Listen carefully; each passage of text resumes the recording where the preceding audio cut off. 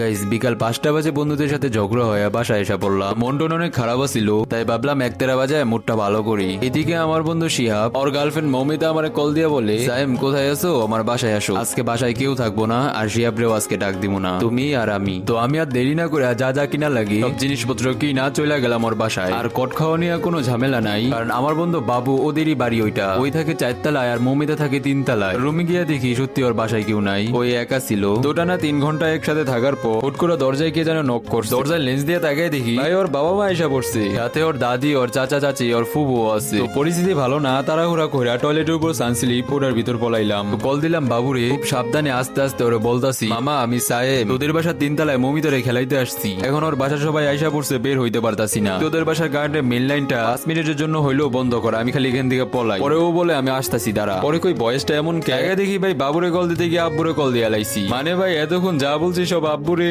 দূর। পরে ওদের সবগুলোরে পাশের রুমে যায় গল্প করতে দেখছি, এটা দেখে ওখান থেকে নামতে গিয়া পিছ লাগায় পড়ে গেছি। মাথা উঁচা করে তাকায় দেখি সবগুলো আমার দিকে তাকায় আছে, চোখ বড় বড় কইরা। ভাবছি মমিতা বিষয়টা ম্যানেজ করে নিব, এদিকে ওই বলতেছে চোর চোর চোর। আরে ভাই এগুলো কি হইতেছে আমার লগে?